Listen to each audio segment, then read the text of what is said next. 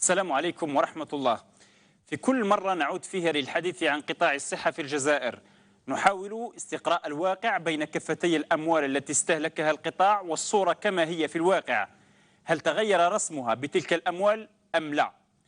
تقول الأرقام إن قيمة الكتلة المالية التي استهلكها قطاع الصحة خلال 12 سنة الماضية يفوق 70 مليار دولار بدرجات. الميزانية العامة للدولة للعام الجاري 2016 احتل فيها قطاع الصحة المرتبة الرابعة ضمن أكبر القطاعات استهلاكا للمال العام بعد الدفاع والتربية وكذلك الداخلية بقيمة مالية قدرها 3.59 مليار دولار، أي ما يعادل 359.4 مليار دينار جزائري.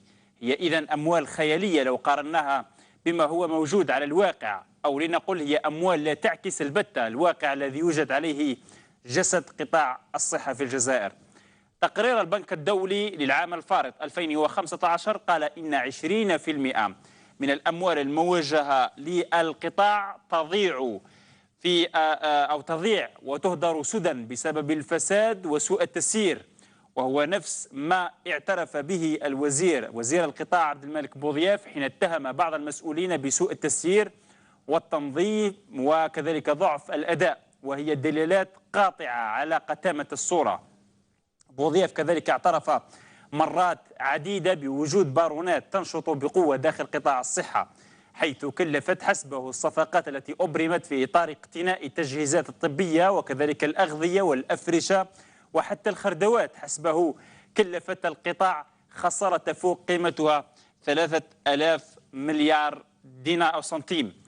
واتهم بعض العاملين في القطاع بتحويل مخزون الأدوية والأغذية والأفرشة إلى وجهات مجهولة. لكن المخزي في كل هذا أن الوزراء السبعة الذين تداولوا على علاج قطاع الصحة منذ بداية الألفينات يعلمون بأسماء البارونات الفاسدة، إلا أنهم عجزوا عن تنحية الكثير منهم أو إقالتهم أو حتى معاقبتهم. ربما الأمر راجع لنفوذ هؤلاء في أعلى هرم السلطة. بعيدا عن تصريحات الوزير، فبعض الإحصاءات تقول إن ما يزيد عن 30,000 جزائري يختارون العلاج في المستشفيات أجنبية كتونس وكذلك لبنان والأردن وتركيا وغيرها، وهو ما يبرز التأخر الكبير الذي تعرفه المنظومة الصحية في الجزائر. هذا دون أن نغفل بعض الإيجابيات طبعا التي حققت وسط سواد القطاع. المستشفيات العمومية اليوم أصبحت تقوم بعملية زرع الأعضاء بامتياز على غرار زرع الكبد والقرنية وكذلك الكلى، بعدما كانت من اختصاصات كبرى المستشفيات الأجنبية. كما عرفت المنظومة الصحية تحسن من حيث الخدمات التي توفرها للمرضى على غرار الفحوصات وكذلك التحاليل الطبية بمجانية.